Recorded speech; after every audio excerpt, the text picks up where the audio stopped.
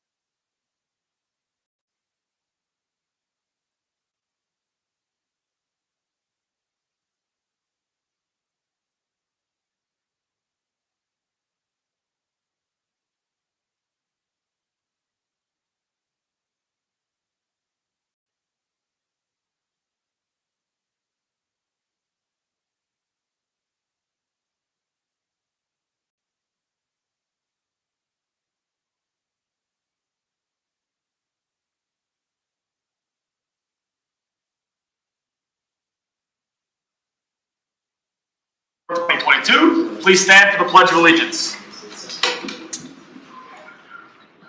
I pledge allegiance to the flag of the United States of America and to the republic for which it stands, one nation, under God, indivisible, with liberty and justice for all. And Jamie, roll call, please. Jeff Hawkins. Here. Bill Leclerc. Here. Darla Leclerc. Here. Jason Coach. Here. Tim Petrie. Here. Jason Wang. Here. Bonnie Shimmy-Lunas. Here. Scott Stecklesser. Here. And Here. All right, under number 4, we have a couple discussion items, and I saw our guest walk in just before, so with the comprehensive plan presentation, something Plan Commission has been working on now for quite a while, with Elizabeth really taking the front on that. Greg, anything you want to add to that? Nope, I'll defer to Brandon and Elizabeth. All right. All right. Thank you very much. My name is Brandon Robinson. I'm on the Bay Lake Regional Plan Commission. Been with the organization now for about 25 years. I have been working with the city on updating its comprehensive plan for roughly 2 years now. What I'll do tonight is kind of go through some of the highlights of the update. I know some of the displays have been in the room for 3-4 weeks now, maybe. So it kind of gives you a good perspective in terms of what the city's been working on over the last couple of years. First and foremost, comprehensive plan update. The purpose is to really guide development through 2042. It's a 20-year planning horizon. However, comprehensive plans need to be updated every 10 years per state statute. So this plan, once it gets adopted, will take you to a 20-year vision. However, will need to be readdressed statutorily in 10 years. Again, it requires every governmental jurisdiction that regulates land use, whether it be zoning, subdivision, land division, zoning, shoreline zoning, needs to have a comprehensive plan in place. And as I mentioned earlier, it needs to be updated every 10 years. So this is the timeline. I should mention that the city did receive a Wisconsin Coastal Management grant to update its comprehensive plan. The city was awarded $28,000. The city also did match the $28,000 for updating its comprehensive plan. Plan development. So throughout this process, everything that we took into account, taking a look at data analysis, review of the past and current planning activities, meetings with city staff such as Elizabeth, Greg, and other staff. There were a total of 8 plan commission meetings. We also conducted a community-wide survey. Part of that survey included identifying a crowdsourcing survey, which allowed the public to take that survey and interact with the community map and identify points of interest. I'll kind of bring up the screenshot a little bit later. We did an open house public hearing, Plan Commission recommendation for approval that happened this last September. That's what the boards are from, and estimated adoption of this, that's why we're presenting this to you, is hopefully next month. The star is actually where we're at right now, so hopefully we can give you a quick synopsis of what the document was meant to do. A little bit of the delivery. There are 7 chapters: community profile, housing and neighborhood development, environmental and cultural landscape, which takes a look at the existing land use, environmental resources. We also have economic development, future land use, which also includes the 20-year land use plan map that is behind you. That is really the kind of the nuts and bolts of this document. Really provides the essence of the guidance in terms of future development and preservation. Systems, which includes transportation, utilities, community facilities, parks and recreation, and then lastly, implementation, taking a look at how does this plan become adopted and how do you implement it from updating ordinances and providing guidance with those ordinances. City snapshot on the right is just a couple of statistical data that's included within the document, so that's just kind of really a screenshot. This is a kind of a quick rundown of the public input. So this was the interactive survey that was conducted with the community in the early stages. The map that you see on the right Each of the bullet points represents a comment from an individual that took the survey. There were 210 comments, each comment having a little different, it's probably tough to see, but there are some comments with regard to better parking near the beach. A lot of add a restaurant to the vacant sites. Access to the harbor is unclear, abandoned factory. So there's a lot of different statements in there. And if you would like, we can provide a link to you on this and it'll give you an opportunity to kind of look at the bullet points and what individuals were saying. The word cloud on the left is just kind of a quick rundown of individuals, the common themes that came out of this. So how do they see Two Rivers?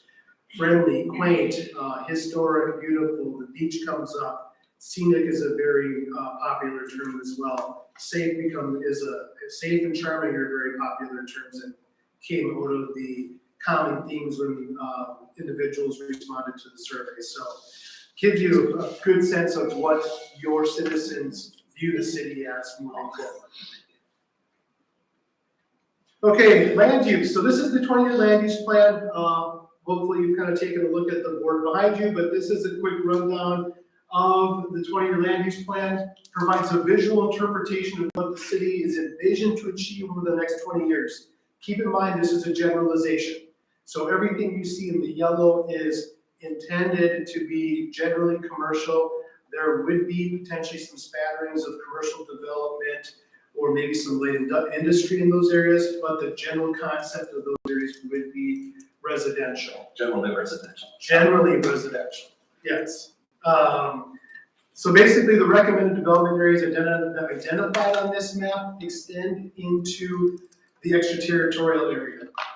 Statutorily, the city does have a 3-mile extraterritorial planning area. That will take you into the surrounding towns. You can see the areas just outside of the boundary are identified for some rural residential development. The city has the authority to plan for those areas to ensure that there is efficient early development beyond the city's limits. I'll take you into some of the different. Brandon, that extraterritorial is essentially advisory. That's advisory, Like that's we correct. would take issue with something the county is proposing for zoning in our extraterritorial area. Correct. Yeah.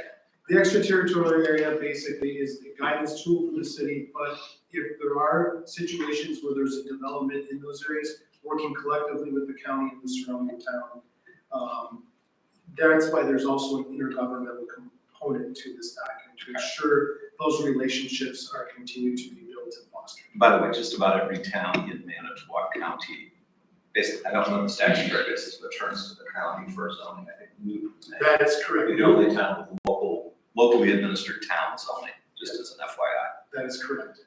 Yeah, it is entirely county zoning with the exception of Newton, Mead, Franklin, but that's. So we deal with county park and planning when it comes to those issues. And they generally ignore what we have to say. I could cite chapter and verse, but I'll leave it at that. Moving on to the different categories that we have on the map, I'm not gonna run through these in great detail, but it gives you a good sense of residential, mixed use, commercial business, industry, and I'll kind of go through the different locations that those would be identified within the city. First and foremost, housing and neighborhood development, promote investment in new housing and maintenance of existing housing to meet the current and future community needs.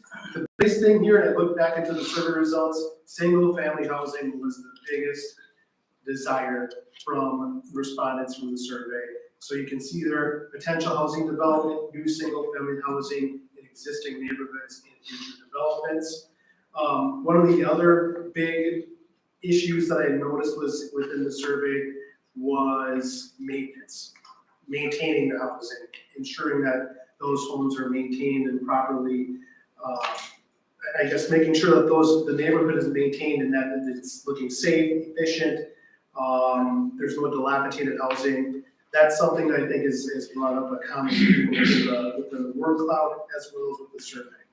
Apartments and rental units are suitable for Two Rivers, again, for workforce and young families. The beauty of this was historically, when the previous plan was done, the residential areas were kind of tagged for specific types of residential development. By toning this down and having it one simple residential category and then a rural residential category, each development type would become on a case-by-case basis. So it would allow the planning commission the ability to determine whether the neighborhood was conducive for those types of housing developments to come in to those particular areas of the city. That way you would have to come back and amend the document every time there was a conflict. Yes. I think we did talk about that at one of our plan commission meetings when they talked about houses that aren't taken care of, sometimes whole blocks that aren't taken care of. And I know I asked you if you saw what other communities did, and our hands are a lot of times tied.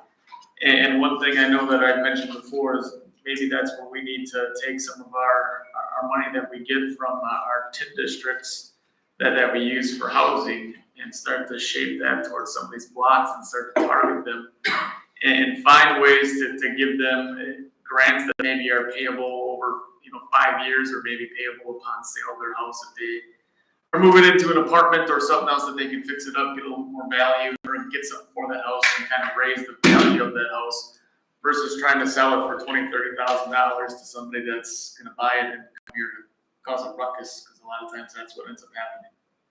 Just so other people that aren't on plan commission kind of get what we were talking about when that was brought up.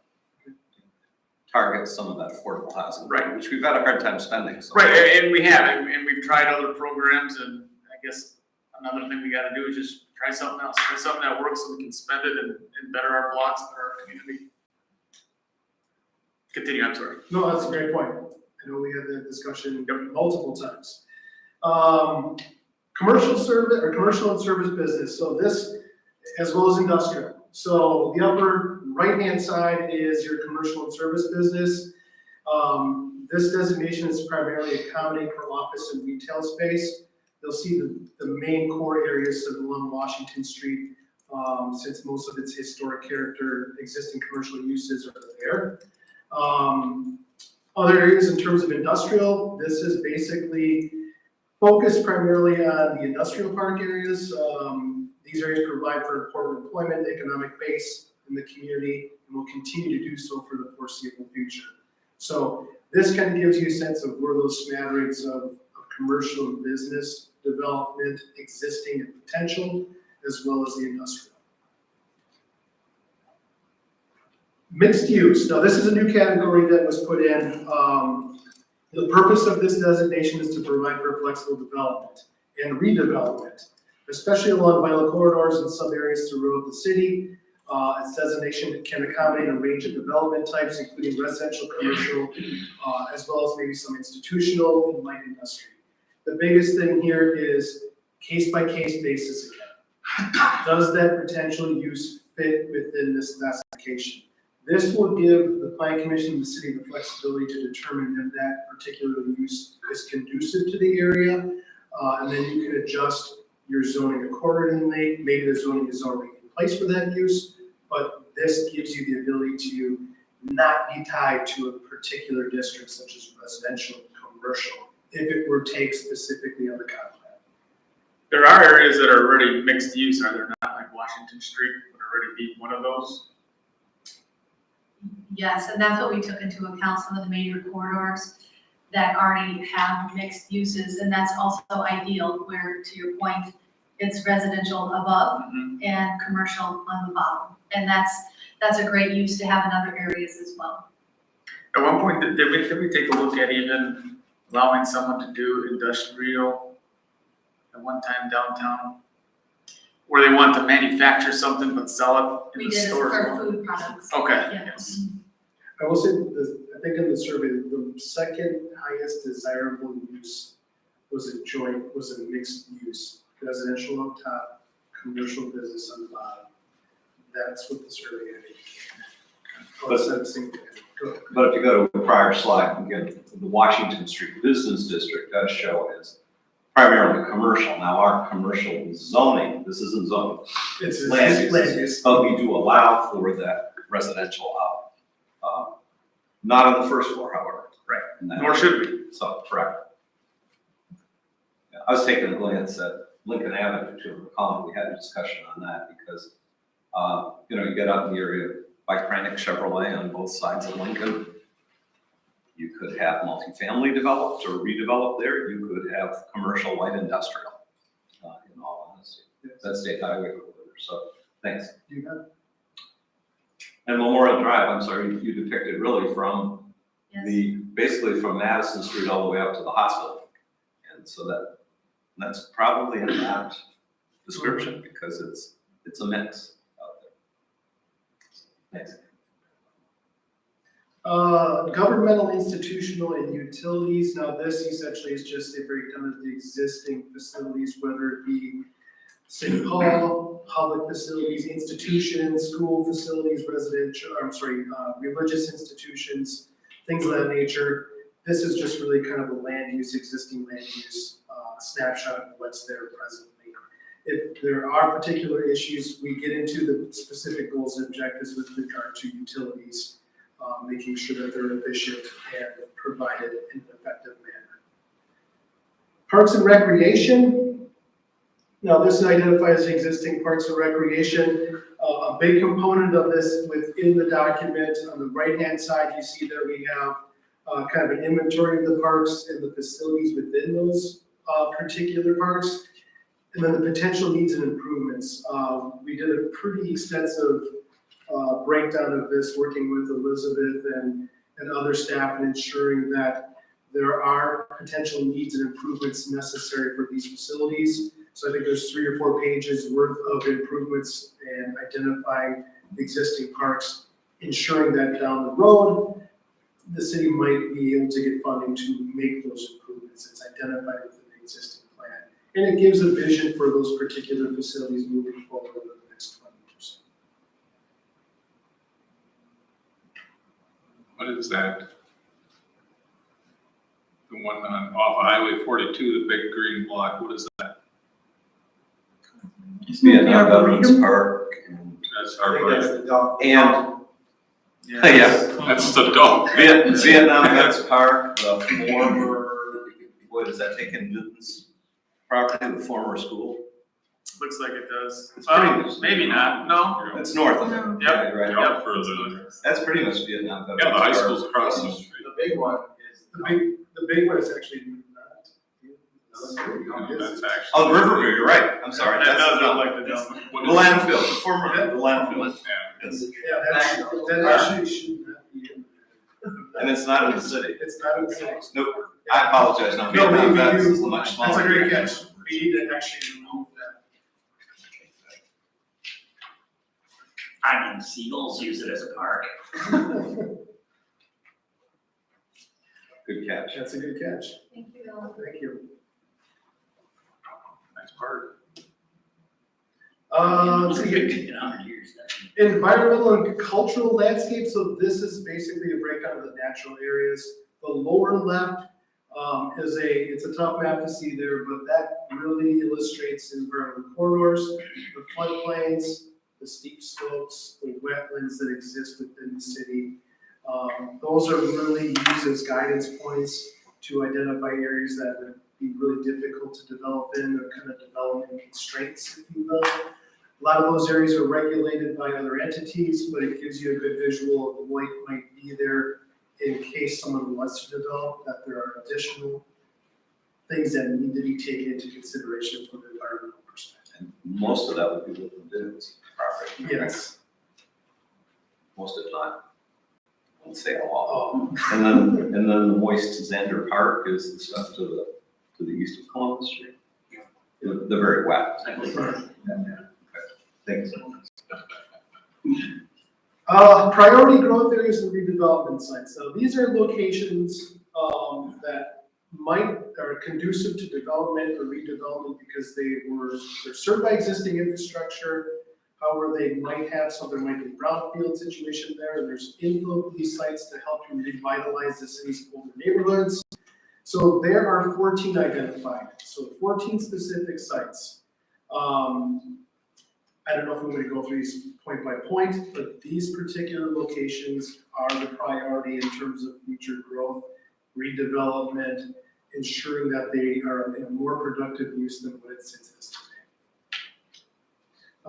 Now, Go the ahead. former warehousing site is up. Is that part of that, where the warehouse property, the old Hamilton Quonset huts is now Holy Family. This is kind of the balance of that block. You're saying number 5? Five. I mean, that would be like the vet clinic, Tantrum Audio, very viable business. Based on the existing warehouse buildings, environmental remediation is necessary, potential uses, okay, yeah, it doesn't really get into great detail on this. I'm just saying maybe the description threw me off because the former warehouse site proper. Yeah, that could be, not a great description. I'm trying to get away from saying, even though I did on number 1 and 2, former Eggers, former Fisher. Yeah. Um, And that's, yeah, I don't disagree with the area, I guess. the okay, description so, I mean, it was called redevelop the former warehouse site along Roosevelt Avenue and Highway 42. Mhm. I don't think it ever had a specific name Yeah. for that. The only other thing, Adam, help me out, if you remember, Elizabeth, did we talk about the so-called Ralph Schrader pit on Garfield as a possible redevelopment priority? Maybe not. That's just one that comes to mind. It's down the hill from Grace Church and behind Cranic Chevy, probably 15 acres or Who owns something. that? Still in the Schrader family. Geez, Edie Schrader's husband, and some other, Ralph Schrader's passed away. Okay, doesn't need to be there, but it is one we probably have to keep an eye on. Am I wrong If in saying- it should be there, we should put it in there.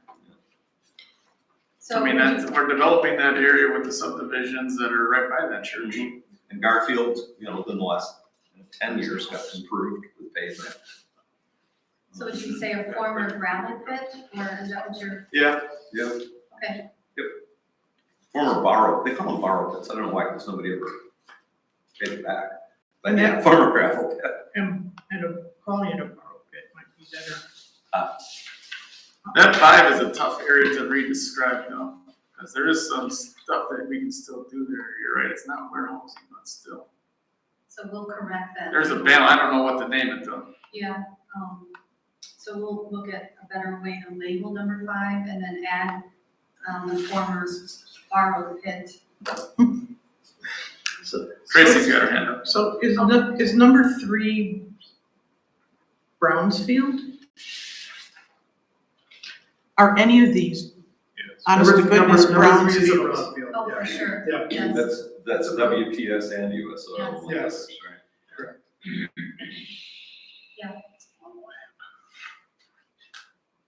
Well, if it's designated Brownsfield, we can get some help with that, can I'm sure many of these Potentially. sites can be pursued with funding in different categories, we? yes. Because I Some know have already- EPA is expanding their Brownsfield program, dishing out more money.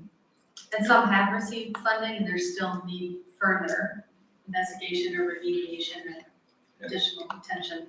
Yeah. These designations are fairly important when it comes to seeking grant assistance for redevelopment. Yeah, Exactly. it's important that it's in our comp plan as a priority site. And that's why I asked about Brownsfield designations, because they pay attention to that.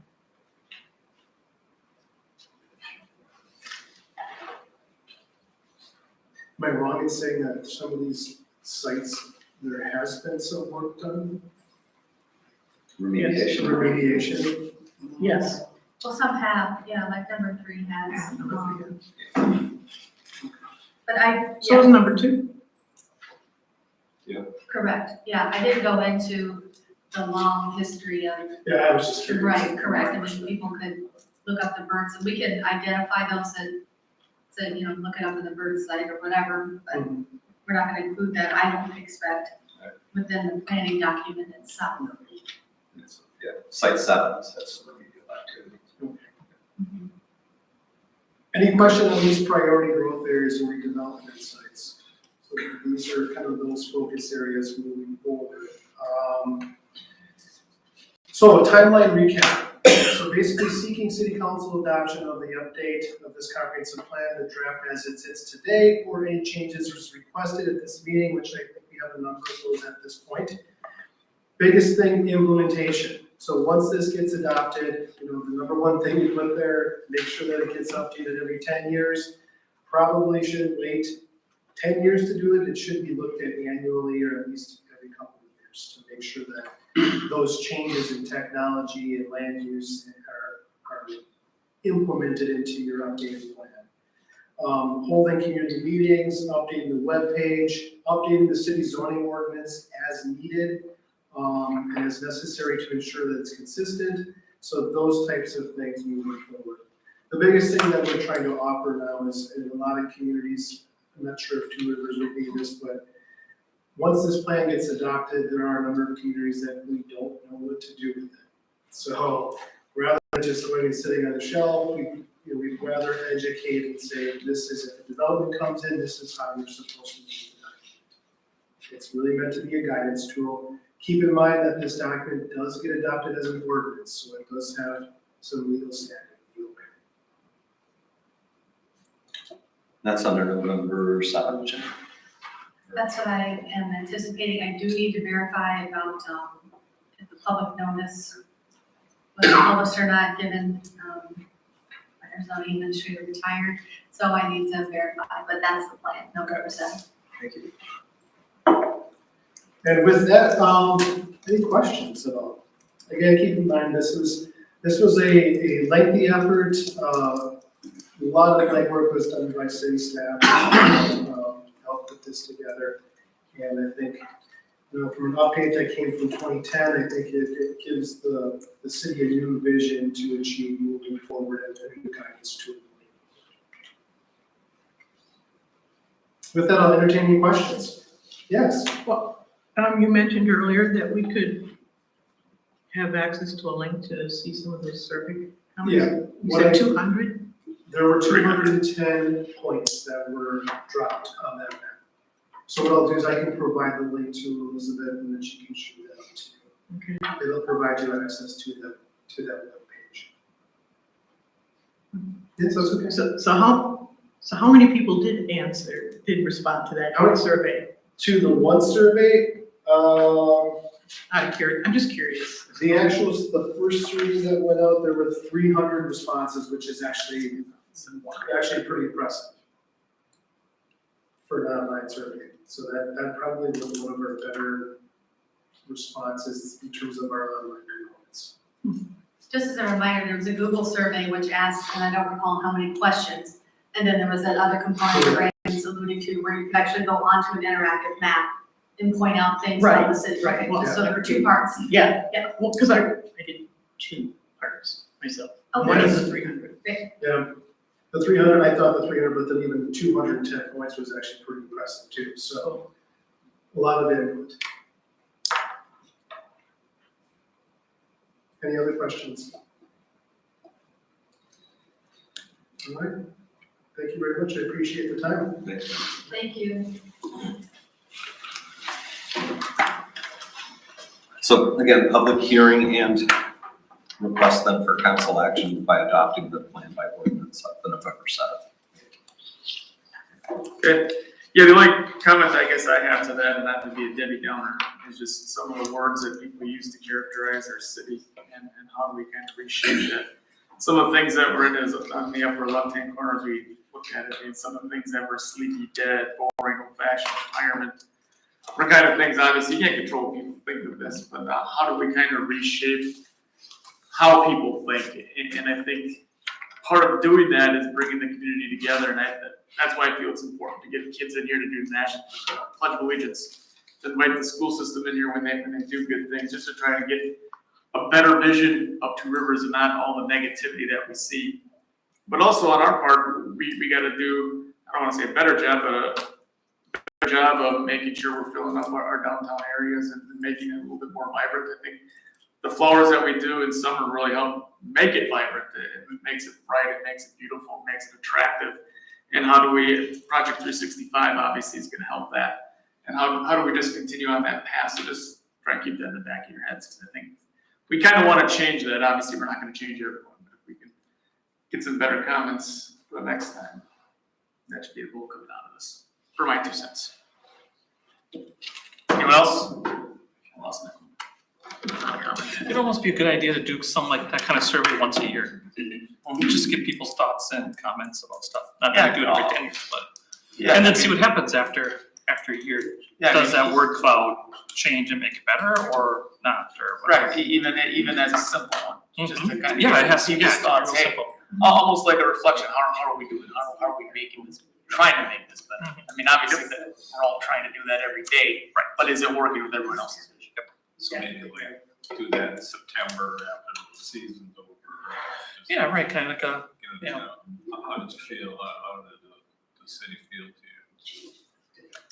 I think it will get better once that park's built, because now we're hitting all 4 seasons over there as well. Yeah. You know, we get the ice skating going, we get other things happening that Well, are I just. think we have to promote opportunities like the park as things like catalyst sites. We So do. that the park project isn't just to make the downtown better in the park, it's to encourage other businesses to take advantage of more traffic from the park, more amenities there. So that's, I think, one way that as a city, we can, really tout that as a site for further development. I think when the brewery comes online, I think it's a good opportunity to, again, use that as a site to promote more development, because you want to be near the brewery, or you want to live within walking distance of a brewery. So maybe that helps promote some of those opportunities in our downtown. Yeah, absolutely. I think we're really fortunate that we've got this, this, work going on, because I think once that's done and Cool City Brewing is open, we're gonna have so much momentum going forward. Those empty storefronts are not gonna be empty. That's, I think, what we needed is a draw, and it's from little guys up to grandparents. So, I don't know, I think we're really lucky that all that's going on. I think it's proof that the city's not going anywhere, or it's not gonna fade away. People are investing into the city big time, so I think that's just gonna help bring more people in. Posting pictures of 5, it's not record breaking, but 5 new houses under construction, that counters at least some of the negative that you'd be out of your mind to live here, which, I'm sorry, you see. But before the end of the year, we should have several new businesses opening Yeah. in Main Street. So Yeah. US Cellular was just a couple weeks ago, the cigar shop, and smoke shop coming soon. Lakeshore, Rock and Gem, coming soon. So really good momentum, especially this time of year, to take advantage of promoting that things are happening, things really are happening. I think we do a good job on our Facebook site of pointing that out, and I don't know who does it, I think Greg posts a lot. It's a joint effort. And everyone that posts all that stuff, I think that does help, especially if you're an outsider looking in and you hear negativity, but then you see the positive. Like, hey, there are houses being built here, hey, there is a big project going on here. That's where people go. That If they wanna move here, that's where they're gonna look. They're gonna look on the internet, social media. I mean, that's pretty much, you're out of state or something, so. You tend to want to come to a community that believes in itself and shows outwardly that it does. Yeah, each of you has your role to play in that as electeds. It doesn't mean you need to be cheerleaders for everything that comes down the pipe, but I'll leave it at that. You don't need to pander to the negatives either, and that happens sometimes. I got a question about that property behind Crane. Yeah, Who did you say owns all that? well, we That's refer a to lot of- it was it's still in, I believe, in Ralph Schrader's name. It's about, I don't know. It's a land trust of some. Is it a land trust? Thank you. It's 17 or 18 acres. I'm not saying it's all usable. It is a former borrow pit. It's kind of pretty back there when you drive by and take a look at it. So Of course, the church also, Grace, United Church of Christ, also owns some of the land down there as well. So what can be done to talk to the appropriate people and see if we can get something moving? Or just to We've pull showed out? it to prospective multifamily developers. It's not a bad place for some market rate multifamily, just as a suggestion. I think I'm sorry, I don't remember the zoning. It's some sort of residential, I believe. I speculated it might not be a bad place. I know the mic's on, God knows I'll say something embarrassing. But even for maybe an in-town, fairly upscale RV park, something where you've got city utilities, you can go to the beach, you can jump on the trail and go to the state forest. That's just from a planning standpoint, an idea. I don't think people would be that sit against that. Would, I don't. Oh, not. okay. I don't. yeah, and again, it's, I think a lot of people would view that as favorable. Camping's really at a high point right now. Good point, beaches usually packed pretty yeah, I all the mean, time. the state forest is always full from, Shuffles, beautiful facility, they're full a lot of the time. The Village Inn out here. And thinking of the area you're thinking of, it's not like it's residential all around there. I mean, there's also a hotel, there's also Dairy Queen, there's also the old folks home. It's I'm pretty thinking well- the right area. Yeah, it's not- pretty well It's not like you're buffered with not non-residential putting it uses. and put it in the middle of like School Street or something, or Adams Street, or it definitely wouldn't belong, but. And if somebody has a campfire or fire pit, well, that's every other backyard in Two Rivers in the summertime. It isn't limited to camping areas. And it's right off of 42. Yep, right off the trail system. Yeah. So, yeah, I think that's worthy of adding, at least it's kind of a forgotten piece, and if we could, I don't even know if it's officially on the market right now. Add it. I didn't even know about it, so. I thought that yeah, it it's- was. I didn't know it was a. Forgotten about it, I didn't know about it. Yeah, I thought north of, the church, there was 5 acres, per se. Was it the 40 something? On the Schrader property, there was a for sale by owner sign. There is, I drive past it. yeah, I thought it was for sale. And how much are they asking for that? Oh, it's a for sale by owner, like I said. Yes. The price I don't know. Asking for as much as they can get. I'm. Sure they are.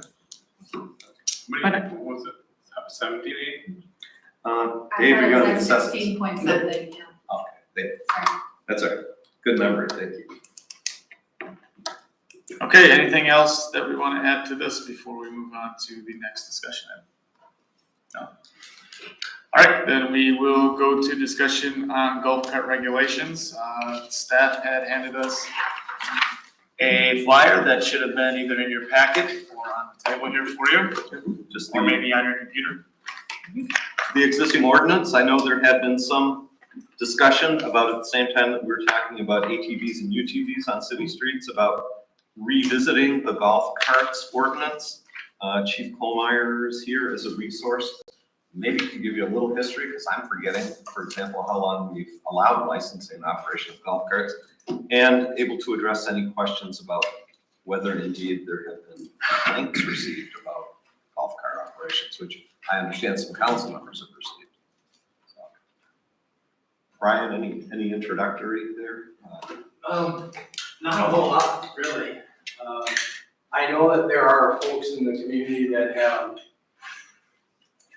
probably approached some of you. I know that they've approached our officers, either on and off duty, they've approached me. In those circumstances, and have made some comments about golf carts. I wouldn't say that they're real prolific, or in other words, I don't think there was a lot of them. But you do hear some of the recurring themes about, oh, one's not yielding the right of way, that they're driving slow and they're not yielding the right of way to vehicles, or they're weaving in and out of yielding right of ways of parked cars, because they're trying to move over. And so in other words, they're kind of popping in and out, like you might see with bicyclists too. That's pretty much, I think there are a couple that I know that people have said about individuals being on the back, kids being unbuckled, things of that nature. Now, those are things that we've heard, just like you, I'm sure, heard. We have had no complaints at the police department level. So I'm not saying that it doesn't occur because we don't have complaints. All I'm saying is that it's never occurred to anybody, for whatever reason or another, to call the police department and have us actually do something about it. So these situations where, like I just said, that they might approach an officer or something, these are always like well after the fact. It's usually like I'm out to eat and somebody says something and complains about a golf cart. Or I'm at some place in uniform, I'm working, and they complain that there was a golf cart a week or two ago that did something. And my response to them is the exact same response I've given to each of you when it's brought up at a council meeting, and try to impress upon you to pass along to your constituents when they call you and complain to you, is please call us. I mean, there's a license sticker on each of these golf carts, and if it's that concerning, take the time and the effort to get a license number. It's fairly big and easy to see. We ask that when there's other traffic violations for motor vehicles and people are able to get license plates that are a heck of a lot smaller and moving a heck of a lot faster. And so I don't understand why they're not calling us, that it's that big of a problem. Like I said, I'm not doubting that there's some issues. I'm not gonna dispute that at all. There obviously probably is. But it's hard for us, and it's hard for me, and I would think it would be hard for you folks, to make any substantive changes to an ordinance or regulations when we really have no concrete data other than anecdotal information from people. And that's exactly what it is, it's anecdotal. You don't know how accurate it really is. There's always basis and truth to all of those things, but that's the reason why you have a police department, that's the reason why we enforce things, that's the reason why there's a certain set of criteria that needs to be established before someone's, issued a citation or provided any kind of violation notice, is to make sure that those actually occur. Because also, as I'm also sure you know, that you probably hear a lot of things from people that are inaccurate. They think it's the gospel truth, but it's not actually what happened. It's always got a little spin on it. They heard it from 3 or 4 other people. Good example of that is Mr. Dalkey got some information about an accident that we were 20 minutes to get into an accident. Probably thought they were very sure about that. Probably thought the information was very accurate. Felt very concerned about it. Needed to pass it along. They were completely wrong. And that happens all the time. Again, there's always some factual basis to these things. I'm not saying it doesn't occur and that people aren't right. You may have even seen some stuff. But without the complaints and without any basis or statistical data, empirical data, it's hard for me to make any recommendation of anything because it's not there. You would do that same thing if we got complaints about an intersection and people blowing a stop sign, or a street where maybe the speed is such that we're contemplating changing the speed limit or adding a stop sign or things like that. What is the first thing that happens? They come to the police department and say, do you have any accident data there? Do you have any information about speeding tickets or other violations that occurred at this location? And we try and make our decisions based upon gathering that information, that input, so that you can make an informed decision. So like I said, I'm not saying that there shouldn't be any changes. I don't know what those changes are. Obviously, there might be some ideas. This was put on the agenda, but there isn't a lot of data really at this point for me to make any recommendation from a police department perspective. Yes? Are there any reported accidents at all or anything? No. And how long have we been doing this? 3 years? Probably a better part of 5 to 6. 5. Good for them. How many do we have registered then? We have about 57, so just under 60 now. Yeah. Never, Do they get inspected each year? Yeah, so when they request a renewal of their license, it's re-inspected. Okay, so it's not like, does it go from when they first got it, or like motorcycles all come to renewal? I don't know if golf carts all come to, because I have someone who has one license, who goes, I didn't get nothing in the mail, are they gonna send me something? Do I bring it back in? I'm going, I'll ask. No, actually, I just got that question today too, from somebody that has a golf cart. So our license periods run a year, and what we have been doing is, so if you come in August, you get an August sticker, just like a license plate on a car. You get an August sticker and then the year. And that's the cycle it runs. So technically, what we have also been administering over the last 5+ or so years is that if you got it in August, using my example, and let's say you got it in August of 2021, now it's expired because we're in October of 2022. If you came in now to renew it, you would have till August of 2023. So we've been doing it just like a motor vehicle. And then as far as notices, we do not send out notices. We're not like the DMV. We don't send out notices to people saying, hey, your golf cart registration is up and you need to come in and renew it. We rely upon them to do that. If they don't, and then they operate and they're caught operating without it, they could get a citation for operating without golf cart registration. Just like motor vehicle. Yes. If you take into account the number of claims that you get on motor vehicles per se, which there's several thousand in the city, compared to the number of complaints, just offhanded complaints when you're out and about talking, there are 60 of them out there. There's a problem. We are getting an awful lot of complaints from 60 units, 60. I don't necessarily agree with that, but I mean, if that's what you're saying. The only Like I said, thing the I police department's get got more it done. complaints about over the course of the summer, other than utility bills, besides them, Yeah. would be the golf carts. Biggest complaints about almost everything. Yeah, and so I guess the real question here is with 60 of them, and then you can delve real deep into this, but again, without any empirical statistical data, it's hard to really say anything of anything concrete about it.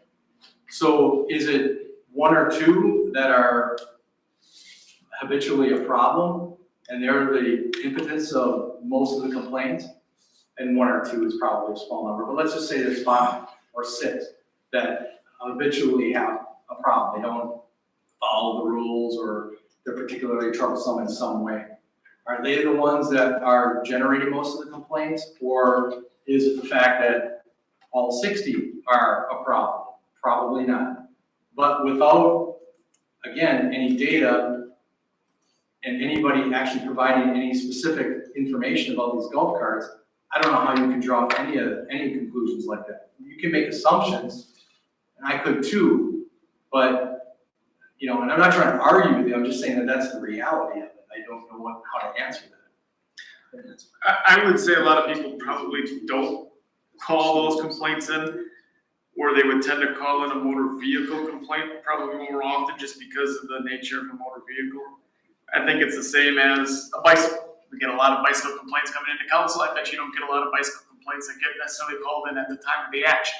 That's correct. Just because they're a bicycle, this is a golf cart.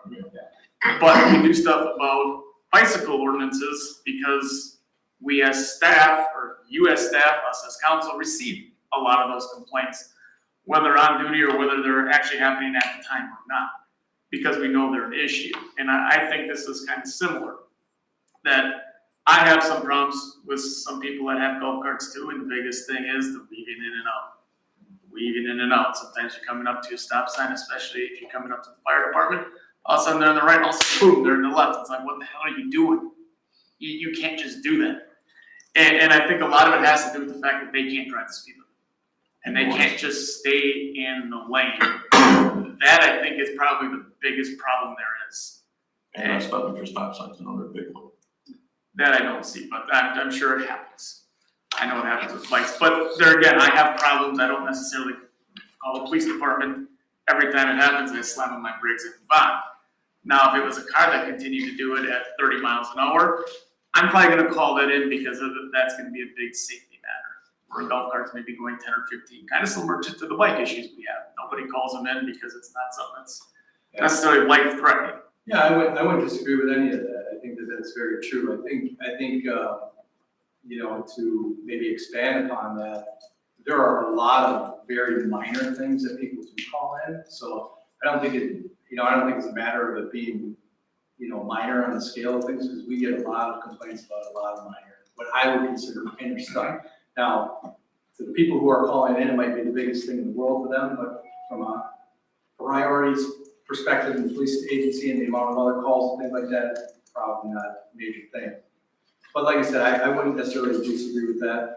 I think the one thing that differentiates a golf cart from a bike though, is that, this is somewhat of a vehicle, and there is a license that is probably readily able to be seen, versus a bike where it's like, yeah, you could report it to us after the fact, and okay, you saw a bicyclist that was somebody riding a red bike, and it was maybe a 12 to 18-year-old riding that bicycle, and they didn't stop for a stop sign. How are you going to find that?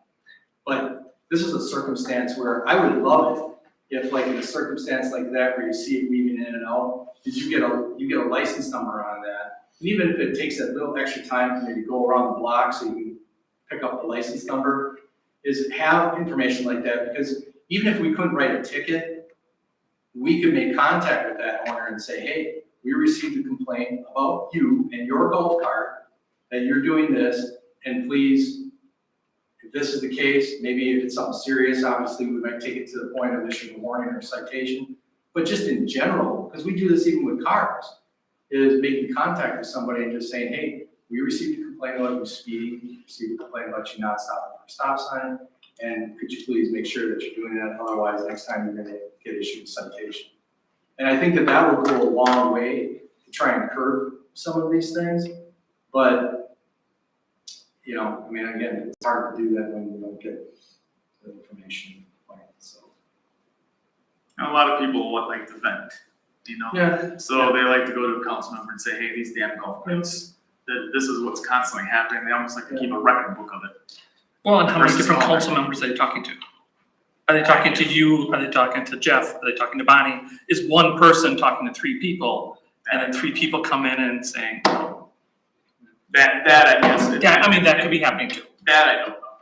I know I get the calls, I know I've witnessed some of the same things. Yeah, that they- exactly, that right, they I'm just speak saying, about. you could have 20 people go to Jeff and 20 go to me, and they're the same people. When you're inspecting these golf carts, do you make sure they go out 20 miles an hour or less? To be honest with you, I'm not really sure how the officers are doing it. Haven't done them, but somehow they're ascertaining that. So I did have a few questions about the speed. Yeah. And I told them it was about 35 or less, but I said, I'm pretty sure. Actually, you it's, can't go over I 20. believe it's 20 or less. No, I mean, the Where speed they limit, can the operate. roads they can ride on. Right, yes. Like I said, I don't doubt that there's issues of it. I'm not gonna sit up here and tell you that, oh, there's no issues. But it would be really, really nice, and I preach this how many times, is just please, just give us a call. I think that would take care of the majority of the situations. If an officer stopped them at the house and said, hey, you're doing this, I think they would generally be compliant with it. I think what they're trying to do, because of the ordinance, and maybe there needs to be like a massaging of the wording or something, but I believe the ordinance makes some reference to yielding the right of way to vehicles and moving over to the right. So overtaking. Yeah, so I mean, you could have somebody that's just trying to be overly diligent about it, and so they're constantly moving over to the right every time, you know, they're around a car, much like a bicycle. But yet that's problematic for cars, just like it is for a bicycle. So I don't, you know, we get a complaint, not very often, every once in a while, somebody, again, informally will say to us, you know, why don't bicycles actually go in the other direction, like on the other side of the street? Because we think it's safer, because the bicycle can see the cars coming, and they're not weaving in and out of parked cars. And that same concept is here too, is that if you have a bicycle that's heading in the same direction you are, which is legally what they're supposed to do, and they're dodging in and out of cars, that's kind of precarious to a person that's sitting in the car. Because you're looking ahead, and you might, at the point in time that you glanced ahead before you turned, maybe look alongside of you, you didn't see that bike because it was in between the car. All of a sudden you turn back and this thing's coming out in front of you. So it's kind of that, I see that as that same kind of concept. And so maybe it's just an education piece that we need to do a better job at, of telling people, hey, you know, we're getting complaints about people weaving in and out. We understand you're trying to be compliant with the ordinance, but it's actually a little troublesome for drivers. And so maybe, you know, there needs to be a, you know, something that either we hand out as an educational piece when they come for their renewals, or get a license, or I don't know how, you know, I'm sure there's a way to put that in ordinance, but it might be more of an educational piece, I think. Because it's hard to. Maybe you gotta ban certain roadways. It's a beast on Forest Avenue. There's a lot of parked cars. And then not only are you sitting behind them going 15, they know you're getting irritated, obviously, because you're going slow. So then that's when they start to weave in and out. But if you go down Forest Avenue, the rest of the week, take a look at how many parked cars there are. It's sometimes it can be a constant in and out, and it's very frustrating. I can see that. To Adam's point, I mean, when I don't have a real hang up with golf carts, but where I've ended up saying, Dame golf carts is probably within 3 or 4 blocks of the pig on Forest And Avenue. that's where it is, where's that, I'm it's sitting here thinking, well, what streets are actually 35 or less in town? But even if we took those out of the equation, because I think most people use their golf carts to zip around residential neighborhoods downtown to the beach, probably most of them are driving on 35-mile-an-hour segments. But even if you said you can only drive on streets posted 25 and below, I don't think we eliminate the I mean, conflict. There aren't a lot. I mean, there's Mission Cop Road that's got a section of 35. Further out, yeah. There's Lincoln Avenue way out, of course, Memorial Drive and Hawthorne. Memorial Drive would just be off limits. Well, yeah, but, well, up until you get to Madison. Yeah. But other than that, I mean, there aren't So that really changes. much I don't sections of think would 35 fix the anymore. problem. Everything's I know. under 35. I mean, I don't know if you just ban certain roadways that are popular like that, because it does get a little Yeah. frustrating. You hate to be the one that ends up hitting one, Yeah. or the one that has the kids on it in the back that are facing you. Yeah. I mean, I think you could do, something like that. Once you get up onto Mishicot Road section, which is past 30th Street, then parked cars really are a whole heck of a lot. But so you hate to get too deep into the minutia. Well, you can't operate on State Highway 147 in this area, but you can in this area. But yeah, I see what you're saying. I think that there's some validity to that. I mean, there's a lot of parked cars, I don't have a problem, because usually I turn off unless I'm going to work. But when I see the golf carts, I happen to be always turning on 22nd Street is when I have the problem. But when I'm going to work and I take off, and that goes the town goes past Meadoware, drawing a blank. Monroe, thank you, Monroe. There's a lot of parked cars there too. Oh, I don't see a lot of golf carts when I'm going on Monroe. Yeah. But that would be another one that may be troublesome to other people. Forest Avenue is my troublesome, speaking personally. Washington Park on Adams Street, to the end of Adams Street also, heading south. Yeah. There's a lot of parked cars there, and Yeah, I mean, they're substantial. So, yeah. I kind of look at it like, I would like to know the safety numbers on them, on on the golf carts. safety numbers, I'm not sure. Well, how many people get injured on them in a year? I know, nothing that's ever been reported. We got no. Well, that seems odd, because there was a hell of a amount of information about ATVs and UTVs. I can't picture there wouldn't be anything about golf carts. Are you talking Two Rivers, or are you talking? Oh, I'm talking everywhere. Oh, Yeah. We use those, Yeah, we I use don't- those I same don't know. numbers for UTVs. I mean, we have 5 years of experience. And, of course, we didn't have 5 years of 60. But the first year we had 12. The second year it doubled, and it's kind of double. I wouldn't say doubled each year, of course, but it's for the most part it's kind of been like that. We had 12 the next, and then next thing you know, we're up to 30, and then 40, and now we're near 60, and we're only about 5, like you said, or so years into it. So with that information, having the experience over the last 5 years, that's the experience that we've had. Certainly, we can gather some national data and see if it's even out there as far as, statistics with golf carts. I think that, like everything, and UTVs included, it's trying to garner that information probably from like communities that have it, because, you could have some real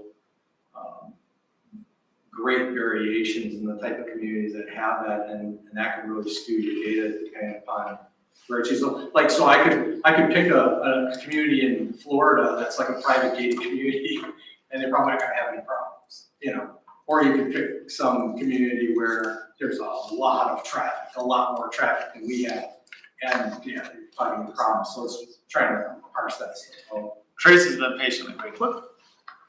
First of all, correct me if I'm wrong, but isn't the speed limit in the city limits 25 miles per hour unless otherwise marked? Within, the way the statutes kind of work, which I don't have it off the top of my head, is that within like the general corporate limits of the city, it's 25 unless otherwise marked. It'll say something like outlying districts of the city can be 30 or maybe 35.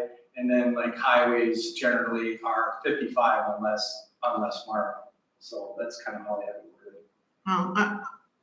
I live up on 34th and Parkways Boulevard, so I take Forest Avenue all the time.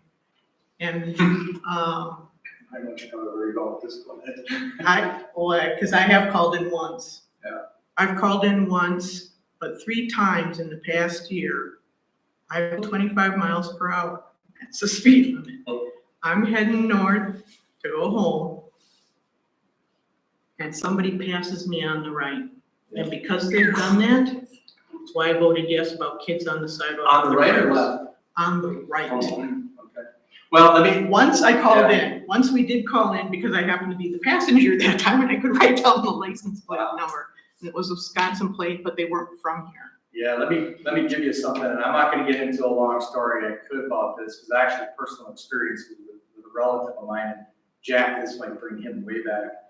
But, there was a relative of mine that got into a motor vehicle accident as a result of a motorcyclist that was attempting to pass on the right when my relative was attempting to turn right into a driveway of the cemetery. Now, that individual got a ticket. Nobody was seriously hurt. It went to court, it ended up getting appealed to circuit court, and the individual was found not guilty, the person on the motorcycle, because the judge had decided that because of the width of Mishicot Road and the longitudinal joint lines in the road, that could be considered 4 lanes. And so the individual was passing on the right, and my relative was not completing a proper right turn because they weren't as close as practical to the curb line. And so therefore there was enough space for the individual to pass on the right, and so they weren't at fault. So I'm just explaining some case law that it seems bizarre to me, but passing on the right, I guess, could arguably be problematic up there from an enforcement perspective. Passing on the left is permissible. Of course, any passing anywhere, no matter whether it's in Two Rivers or across the state, you're not supposed to pass while exceeding the speed limit. Everybody does. I find that odd. You would think that, and I know that's the law, but you would think that they'd want you in and out of that lane. Okay. Not necessarily as fast as reasonable, but pretty quick, so you're not in oncoming traffic. You would think, but I know that's the law. Tracy, so somebody passing in a golf cart on the right? No, cars, Yeah, actual okay. cars.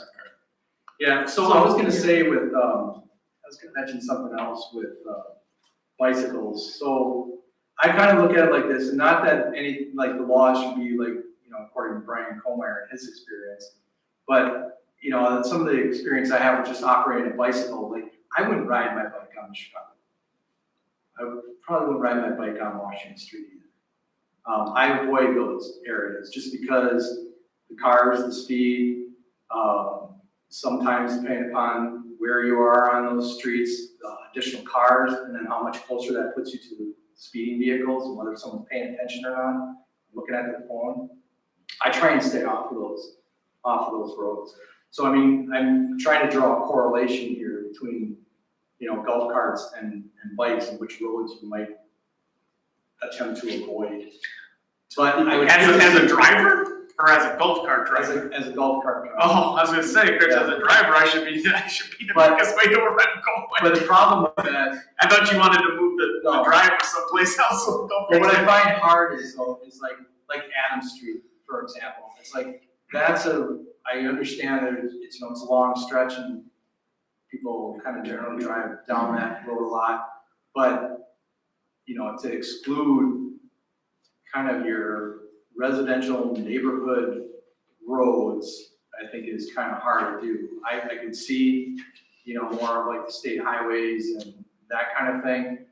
As much as I said I probably wouldn't ride my bike down Washington Street and try to, draw a correlation there, I think that would, from an economic, let's just say development perspective, or from a perspective of people and ease of coming downtown and shopping and that sort of thing, I think it would be hard pressed to eliminate Washington Street. The difference between Washington Street also is that there is ability to pass because it's 4 lanes. That separates it from, Mishicot Road and Forest Avenue, perhaps Lincoln and that kind of thing. So, yeah, I'm just trying to throw out some thoughts here. Maybe no on state highways except to cross, or to use a bridge. Yeah. Maybe even not the bridge. Unless it's actually designated as 4 lanes. Yeah. I mean, I think I would say something like that. Just tell people to be courteous during rush hours to take a non-busy road to get to the same place. Yeah, like I said, we could do much more. We could do much more from an educational standpoint when it comes to license renewals and license registrations. So what we do right now is, of course, the officers go out and inspect the golf cart. That's kind of like just basic. And then we provide a copy of the ordinance to the person when they get their registration. And just like bicycles, we have with bicycles, we have a little pamphlet to hand people, but we are hoping that they'll read those and then they'll heed the warnings and the regulations in there. But like I said, we could do a little bit more from a educational standpoint rather than just simply handing out the ordinance. Tim, I get the idea, but I don't know that would work on Forest Hills, just because that's a constantly traveled area, and there's constantly cars parked there. But Rush hour or between not. 3 and 5 would be a definite time where you. Yeah, or right, for sure, but yeah.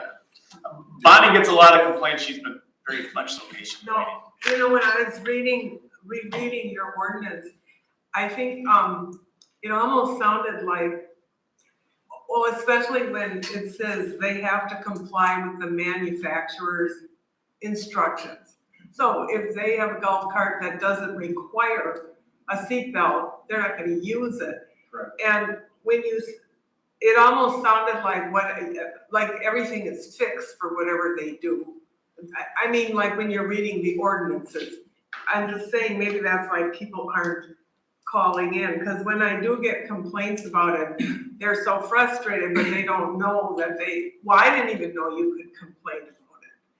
I mean, you know what I mean? It didn't occur. Well, they know enough to complain about the council person, so I don't know why they don't know if they can call it 60 times. But they must complain like behind my back. Yeah. No, I don't know. But they're not complaining to the police, that's my point. Yeah. You know, I think there's a lot of reasons. The Yeah. only thing that so many people are most nervous about, they wish they have, especially the children, would be have seatbelts. Yeah. Because they're more afraid of that than anything, that's the way I hear it. Yeah. Yeah. I can see that. I get a lot of complaints as Of well kids. with the kids hanging on the back. And I tell everybody that complains to me to please get a picture, get a description, get me the license plate number. Because if I haven't seen it, I cannot take it to him and say somebody is. Well, there's, 11,000 I mean, people in town. There are abilities to add things to ordinance that require, a seatbelt for somebody under a particular age. I don't know. I guess I don't have enough information to say whether that presents any, other liability or injury issue, depending on what kind of seatbelt it is and that sort of thing. I mean, 'cause they got away from lap belts, again, higher speeds in the vehicle, but, I'm not sure kind of where that goes with requiring a seatbelt, what kind of seatbelt, and whether or not that, sort of thing. But some way to ensure, there's a reason if you have an open bed in your truck, you don't let kids hang out in the back of that either. There has to be some way to safeguard, and it's mostly children that I Yeah, hear I think- complaints that an adult is driving a bunch of kids who are hanging on and looking at. I think another one might be, you can maybe prohibit, kids of a certain age on the back. Because on the back, I've ridden on the back of one, and you gotta hang on, because you don't know what that driver will, so you kind of step it down, and next thing you know, you're kind of almost falling off. So I mean, you could do something like that too. We could not, maybe not look at a seatbelt kind of situation, but you could look at, you know, regulating the age of somebody that's on the back of it. So, you know, you have the ability to get some fairly long, golf carts, but if you're within the golf cart and it's got the side rails and all that, you know, that's generally not so much of a problem, but that backseat, that rear faces, I can see that. I think Could just be on a prohibition on rear, children a certain age of rear facing seats. Yeah. You hate to get overruling, but at the same time, someone's gotta protect them. They get bumped in the rear end and they're sitting in the front seat. Well, I mean, this is the thing. If you, I mean, from a reasonable standpoint, you really look at it.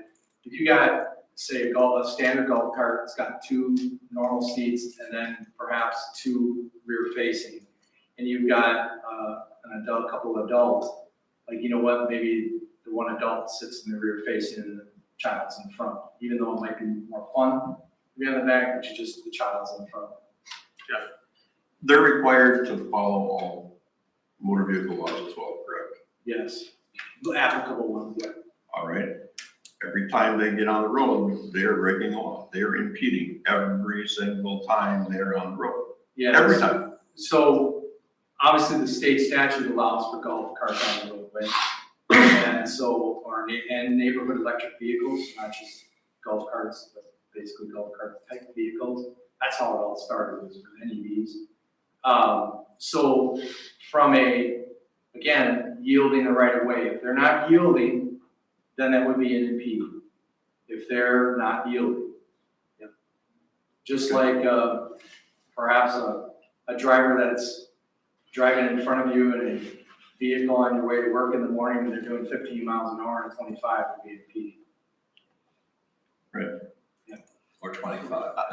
I think we need to have a public hearing on this and see if we should get enough people to come in and do away with it. I think there's enough complaints. If there are 60 of them out there and we're getting all these complaints, there's something to be said, and it's not just a couple of them doing it.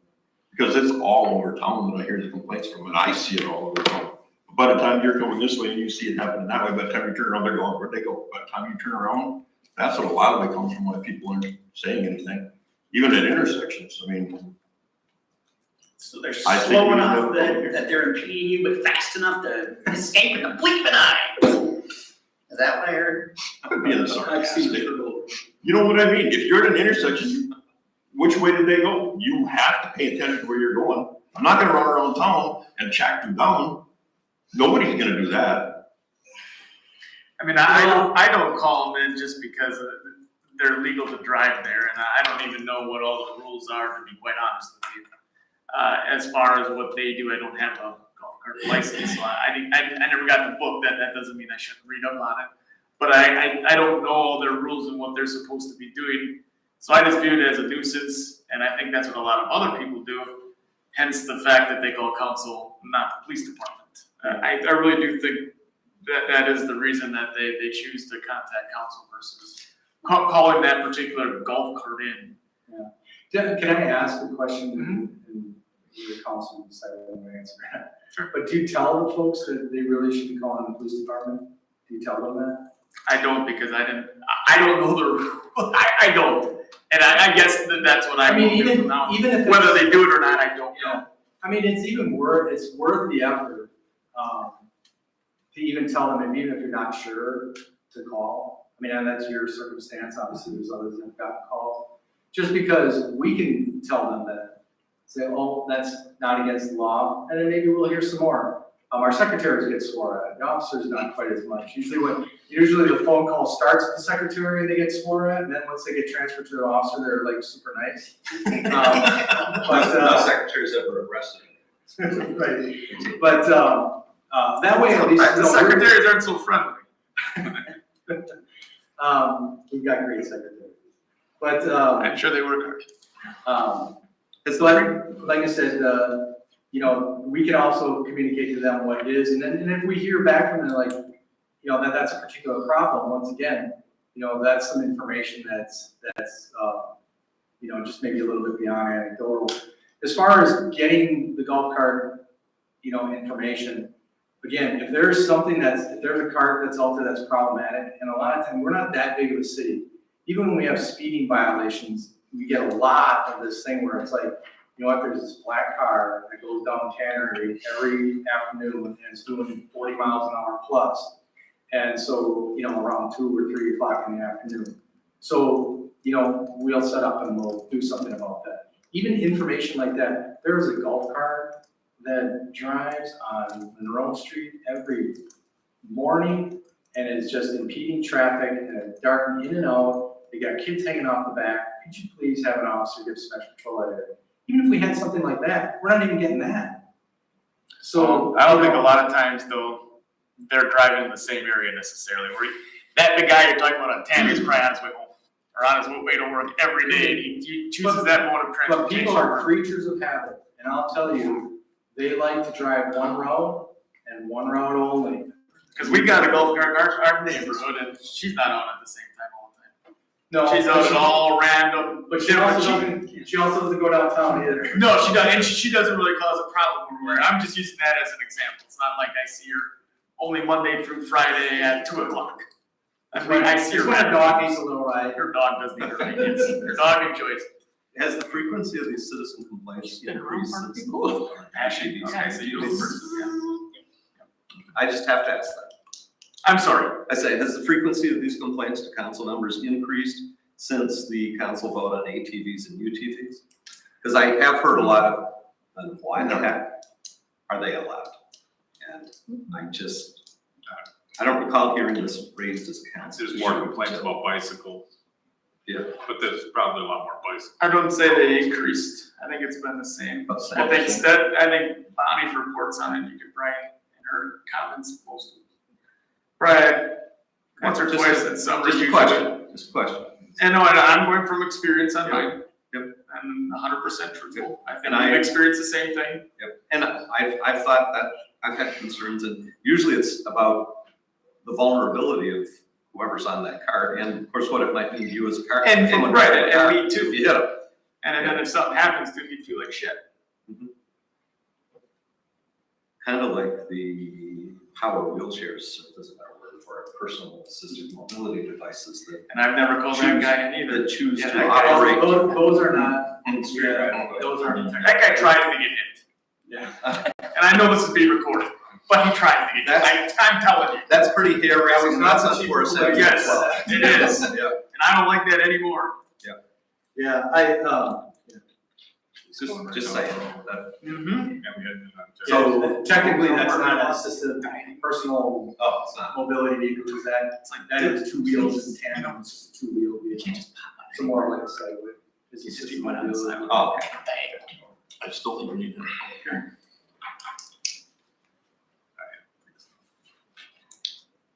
Council discretion.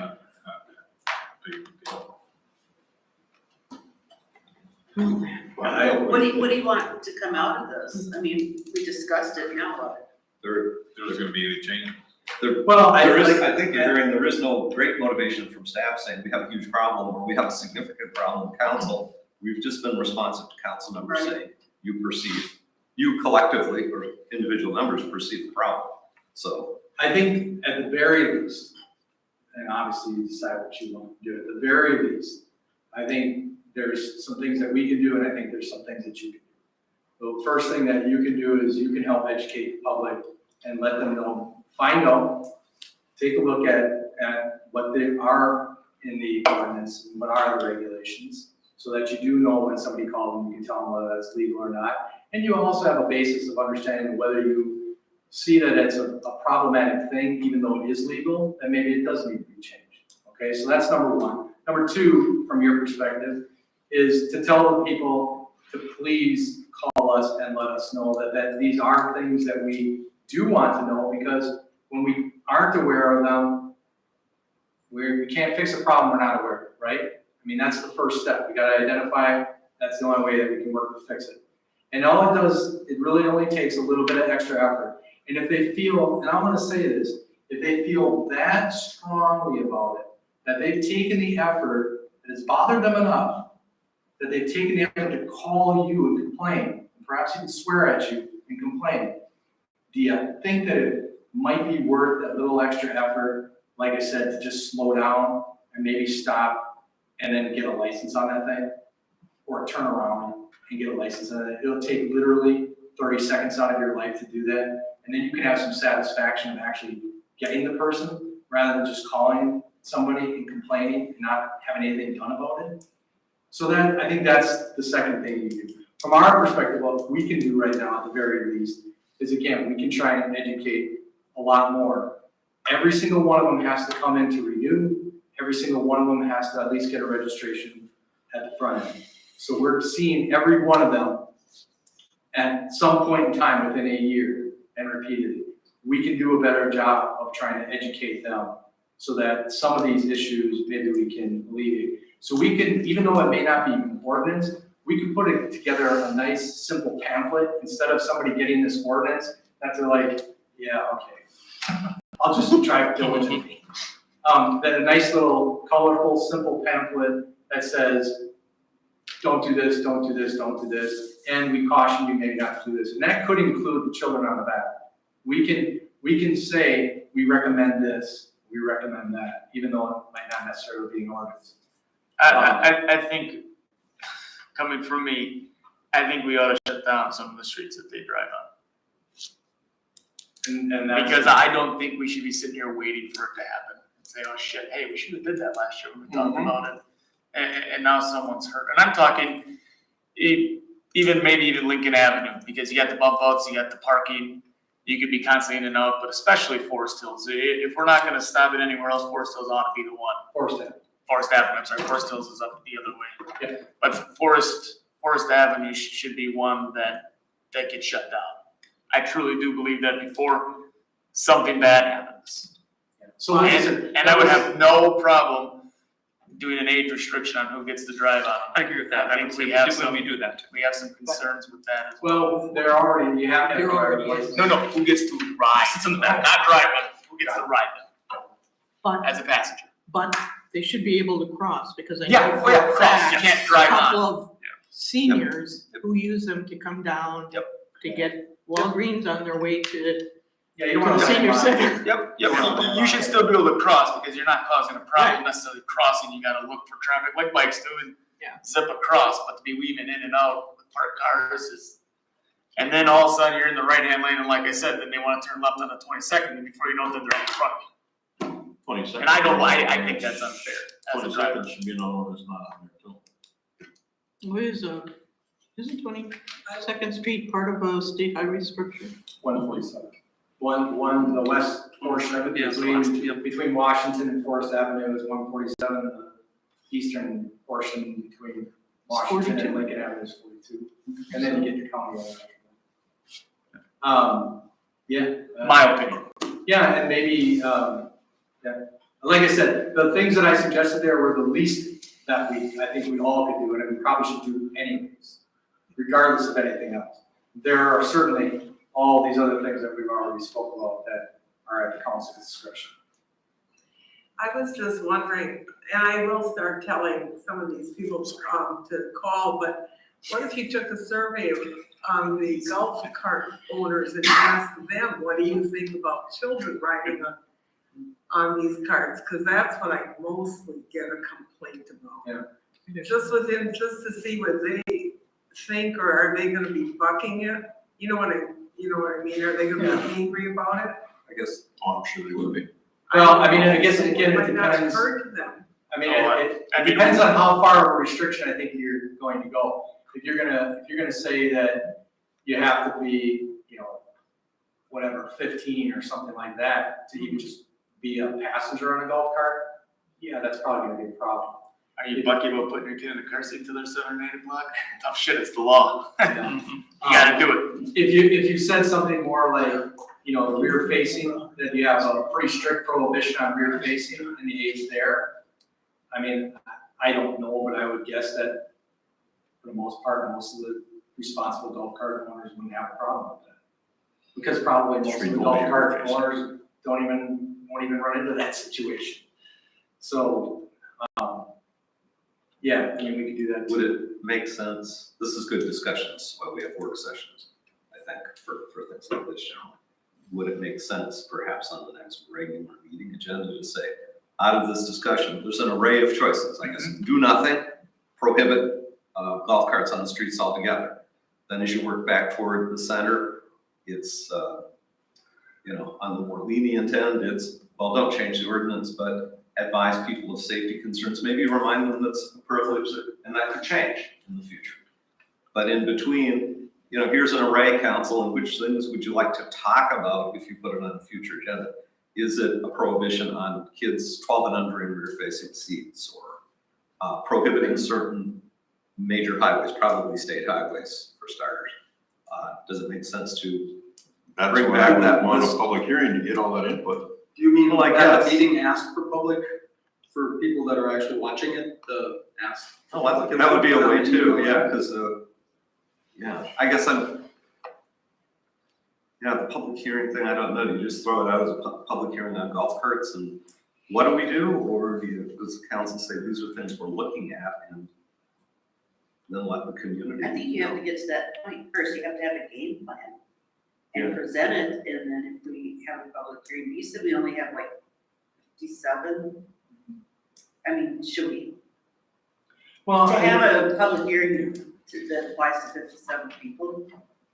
Yeah. I don't know. Well, it Well, might apply to everyone though, just Yeah. because Yeah. as drivers, we could be really slammed at that public hearing. Is it a public hearing per se, or do you just let the world know that on the next agenda, on an upcoming agenda, you've got this? Maybe it's skewing it, but it wouldn't take much to do a mailing to those 57 license holders, Right. Maybe that. yeah. That's skewing. I mean, how many times do we, well, You're sitting over there pretty smug, I guess you got it. I have no idea. Honestly, I don't see a lot of problems with this. I don't have a problem with whatever, you decide, I really don't. I'm all for my 2 cents here, but, how often do we do public hearings every time we wanna change an ordinance? We don't necessarily do that, we can do it with Typically, only state law requires. with most of the stuff. I think the only public hearing that they had that related to anything was the most recent ATVU TV. We didn't have a public hearing changing the sex offender ordinance, the beer garden ordinance, or any of those kind of things. And we had plenty of attendance with those hot button issues. And anything that goes on an agenda, if the council president or 2 council members request it, if it rises to advertising something as a public hearing, I think that would have to be a vote of the full council. Because that's not just on an agenda, that's legal ads, the whole 9 yards. And I don't know if it's necessarily just targeting the golf cart owners, because obviously they're gonna want, What's gonna be skewed? right, they're gonna want as much as they can get. But the rest of us that are driving with them don't necessarily wanna drive with them on First Avenue. Yeah. Don't necessarily like the kids on the back. It's not that we don't even like the kids on the back. I think we fear for their safety and what could happen, especially us being the driver, whether we're responsible or not. It's not a good feeling. It could simply be, just to let you know, there's a specific date when the council's going to discuss, kind of like tonight, I guess, the state of regulation for golf carts. I'd urge you to wait and do it after budget season and decide, this is mostly Yeah, a I more agree. about. Yeah. Yeah, It's we'd not like to gonna have it- come up again until spring. Obviously, I'd like to have it before spring, just like we did with the bicycle stuff. Yeah. February. I would, in my opinion, and people can disagree with me if they want, that's 100% fine, but I think we should look at what other streets may be a priority, whether state highways could be a problem. And I think we should really look at what age limit we're allowing to ride on them, a period, but much less in the back. Again, we have seatbelt or. If anybody in the back. We have state, federal laws for regulating for, I think it's 8 and under, for being in car seats and booster seats. And yet we let these guys ride free willy in with traffic, with us being the people that would end up in an accident. There's a lot of dynamics that go. We have consciences too. That's all I'm saying. It does get a little scary, and I think other people may feel the same way when you're around that one, especially when they're facing. I'm just waiting for that kid to bounce out of there and bounce right onto my Right. front. And that's not a good feeling, because then you want to even drive slower, because and not that you should drive slow, but I mean, if they're going 20, that makes you want to go like 10. I don't know. What is gonna happen? So, I guess, what I'm hearing is we'll tackle this, I guess, the real meat of it, probably early late winter, very, very early, kind of beginning of the year, so that we have at least couple of meetings to hash things out and have something in place before spring.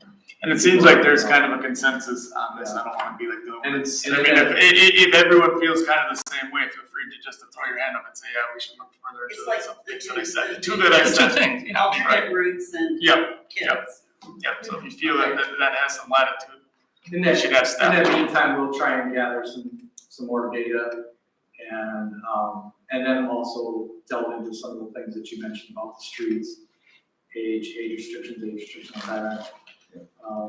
That kind of thing, and see how that ends up. There may And be you're right, some- and on Washington Street, I don't think we need to be, I mean, we should be using it for economic development, and we got 2 lanes, like you said, they can Right. easily use the right, and we can go around on the left, and we can easily avoid them and end that, Yeah, and end that threat for us. And honestly, Adams, 22nd from Washington to Adams, you can make. To get on, right, Washington to Lincoln, I'm sorry. would be You can make okay, the that's same okay. argument. After the, yeah, Because there's no parking on the street. It is one of only 3 if you count Tannery Bridge, but one of only 2 fairly convenient river crossings. Mm-hmm. it's obviously a pretty big thoroughfare, so. Tracy. No, because it is 4 lanes again, we can Yeah. actually put in the ordinance that you have to be in the right lane. Yeah, yeah, and you gotta stay in the right lane. Except if you're turning left. Right, then you gotta merge on when it's safe, I mean, you gotta. and a bicycle has to do this. Right. A bicycle can. And then Even you're though they're faster. generally supposed to be on the right by the curb, they'll do. So, I think a bicyclist would hand signal more so before someone at a golf cart. If they have blinkers or they use the hand signal, you'd see them doing that. Some of the golf carts have signals, but so is the messaging on this out of tonight to the community nothing, but we put it on the next regular agenda? Is it the council at a meeting after the first of the year is gonna be looking at some restrictions such as certain major streets they can't operate on generally? And Yeah. children in rear facing, because that's a little different than saying, we're having a hearing, we might ban them, or we might send you a friendly letter of advice or anything in between. No. I think we need to do everything in between, because I'd really like to see him gone. Okay, then I think we need direction by a majority of the council, either tonight or at a future meeting. But that's what I mean. Yeah, and I appreciate your expressing that, Jeff, because Start to finish and. is that what you want to throw out to the community? We can. I don't think we need to go that far. I think we need to start with something. And I don't know that we necessarily want to we can say we're looking at changes, I think is the best way, because we're not quite sure what changes they're Because gonna of be, safety what, concerns, right, we're we looking would at some like changes. public input about Okay. what are your thoughts? Because we're here to do what you want us to do. There might be some concerns nobody's brought up tonight, Correct, yeah. correct? But by way of, just trying to, would it be okay to say, by way of example, concerns that are commonly heard are, Young children. slow traffic on major routes, including state highways in the city. And safety of young children, especially those in unsecured and rear-facing seats on welfare. Doesn't mean that's what the final action is, but the council wants to look, good luck with that, wants to look at various alternatives. These are a couple. What do you mean by good luck with that?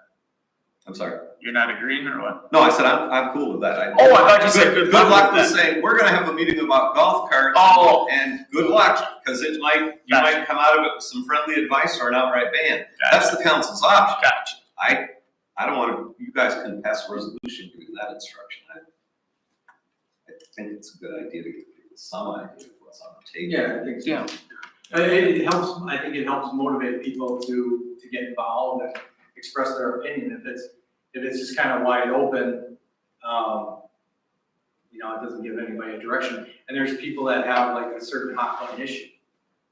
And that's not the same for everyone. And so if they know that a particular issue is being discussed, it resonates more with them because that's their thing. And then we'll probably hear from a lot more golf cart owners, I'm sure, Probably. that don't want to lose those restrictions. They have a network. But I think we gotta do. But Which either is way- smart and It brings best. awareness to them that we're considered. Either way, my directive to the staff is gonna be, let's see if we can put together a little bit more,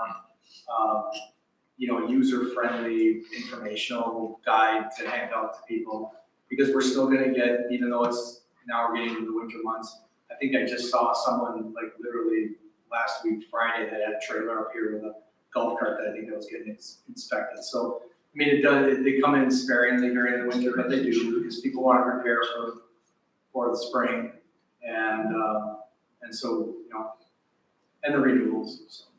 We can get at least some information on the way things are right now. And not trying to be too restrictive, but there may be other streets that maybe you or your staff or your officers see that could be problematic. Like I said, Lincoln, I don't go to Lincoln very often, so I don't have a problem with sitting there. But I could see where It's got that every other situation. Right, where I see it could be a problem. Should we bring something back to the council? It's 2 weeks till the next regular meeting, just saying, based on your discussion, are you okay with putting this out as information for, say, the second meeting in January? This is what the council will discuss. Doesn't mean you don't have that meeting and then come back the next one and say, I think we should ban them. You know, you could do that. I could still do that. I'm hearing the council wants to review the ordinance with a focus on providing for safer operation of golf carts on city streets. Yes. Yes. So. Okay. We'll bring that back in 2 weeks, so there's something up there as a marker. You're welcome to come back for that, Chief. Oh, we were planning 2 weeks. Unless it's something you know and I don't know. Check your key fob, Chief, check your key fob. You wear your vehicle, key fob. There's maybe a retirement, you'll be driving your golf cart. Yeah, I know you're my golf cart. You're tainted. Not likely. All right, thank you, good discussion by all, so thank you, Chief, as well. Moving on to number 5, action items. We have an application for a temporary Class B/Class B retailer license from Two Rivers Main Street at various downtown locations for Two Rivers Main Street Fall Wine Walk on October 28th, 2022. Recommended action is motion to approve the application and authorize issuance of that license. License was in our packet. Any background for that? Pretty self-explanatory. It was Friday, so they really need a license. I would just ask for information, because I think Mr. Ring would be mindful. Jamie, do you mind, how many locations now?